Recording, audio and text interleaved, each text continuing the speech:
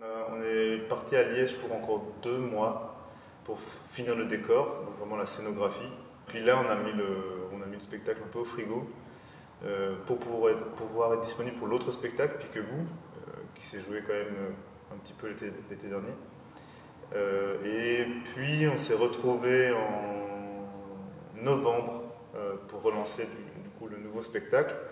Et à ce moment-là, Johan n'était toujours pas disponible pour reprendre la création, et donc on a dû organiser des auditions pour engager une remplaçante.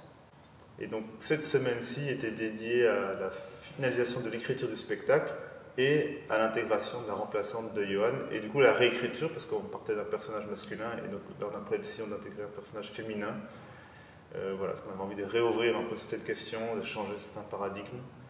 Donc ça nous plaît pas mal comme ça d'intégrer du féminin dans notre univers de boxeur, quoi. Et donc cette semaine c'était ça, oui, voilà, c'était écriture, acrobatie, voir aussi quelle technique on pouvait partager avec elle. Il se fait que c'est une très bonne danseuse et une très bonne acrobate, donc c'est génial. Elle est plutôt en train de nous apprendre des trucs que ce que nous on pensait lui apprendre finalement. Et aussi tout à l'heure on a une réunion avec la musique, parce que du coup on reprend aussi le programme de la musique, c'est-à-dire que ça aussi ça avait été mis un peu en parenthèse, on ne savait pas trop comment travailler, dans quelles étapes. C'est la dernière étape avant du coup, de repartir, se retrouver mi-février, et puis en avril pour la dernière ligne droite, pour la première de retour à hâte fin mai. Alors, Racagnac. Racagnac, on est quelques heures après Piquebou, donc maintenant c'est clarifié, donc c'est vraiment. On a quitté la scène du ring de boxe, on est parti laver nos vêtements de spectacle, parce qu'ils sont sales à la fin du spectacle de Piquebou. Et donc le spectacle de Racagnac commence quand on revient de la buanderie avec une bassine remplie de vêtements propres et mouillés pour préparer notre quotidien, quoi. Et là, la petite spécialité de cette fois-ci, c'est que notre quotidien, il est un peu chamboulé. Ça fait quelques jours qu'on annonce qu'on a un nouveau membre dans la famille, et que donc maintenant on a invité toutes les personnes à qui on a joué Piquebou le dernier jour à venir nous voir et à montrer du coup le nouveau membre, la nouvelle venue. Et donc on prépare une petite fête, c'est un petit baby shower comme ça. Malheureusement, on réalise assez rapidement qu'on est en retard, que le public était déjà là et qu'en fait on s'est trompé dans l'horaire. On se dépêche, c'est de vite lancer la fête, du coup on sort les bouteilles, etc. pour faire les boissons. Et là on apprend qu'en fait la famille qui devait venir arrive en retard. Donc on se calme, on prend le temps d'installer l'enfant, de faire la chambre pour l'enfant, de construire la maison, donc de vraiment prendre le temps de s'installer, de montrer au public c'est quoi la vie des pastèques dans leur tournée avec ce ring qui se transforme en maison. Alors Racagnac a pas mal voyagé. Au début, c'est venu tout simplement que pendant la construction du décor, donc réellement le travail du métal et du bois, on avait 2 Racagnacs qu'on n'arrêtait pas de se passer. Et donc c'était le mot qu'on utilisait le plus souvent dans la construction: passe-moi le Racagnac, donne-moi le Racagnac, où est le Racagnac? Et puis on s'est dit, tiens, mais il est sympa ce son quand même, ça sonne bien au niveau de l'idée d'une construction, d'un univers pastèque. Donc on a gardé en fait ce son, on a transformé l'orthographe pour que ça fasse un peu plus Berkistan, pastèque et tout le bazar. Donc il y a ce truc-là, et puis là on est en train de le transformer un peu pour du coup lui donner quel sens il pourrait avoir dans l'histoire d'une naissance. Donc là on est en train d'essayer de lui trouver un sorte de deuxième sens. Au début, on voulait quand même pas mal parler de l'ouverture des frontières. Enfin, pas spécifiquement des frontières, mais de briser un peu cette manière de voir la différence. D'accepter que tout le monde est bienvenu malgré qui on est, la forme qu'on a, la langue qu'on parle, peu importe.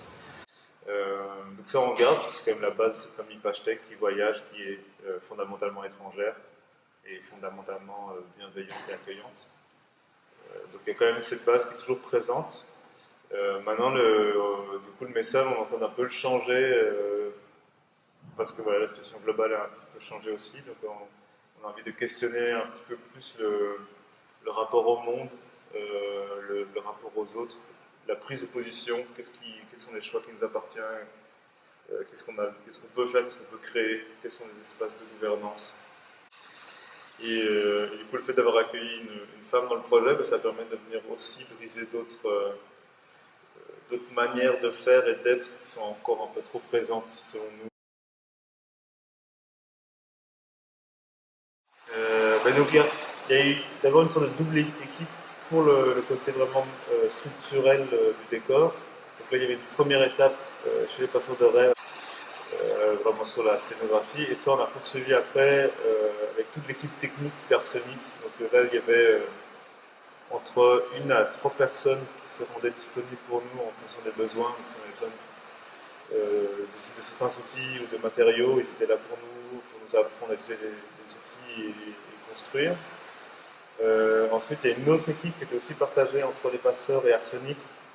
Donc, il y a Nadia, donc c'est pour tout ce qui était couture. Donc, dans la couture, il y a les costumes, les marionnettes et tout ce qui est textile dans le décor. Donc là, c'est à L5, elles ont pris en charge tout ce qui était ouais, textile et petits accessoires. Après, pour tout ce qui est préparation physique, travail technique des acrobaties, on a travaillé du coup avec une autre personne, avec Yoke. Puis la musique, pour la musique, on a 2 autres intervenants. Il y a un magicien qui vient venir nous aider aussi. Puis on a aussi du coup Sandra qui s'occupe de la diffusion, Pascal qui s'occupait de la production, donc pour tout ce qui est les dossiers, la recherche de subsides, la gestion des contrats. Ça fait du monde. Et Élise, la metteuse en scène, qui vient du centre de la France. Donc, je n'ai pas du tout compté tous les noms que j'ai cités, mais du coup, il y a quand même une sacrée équipe.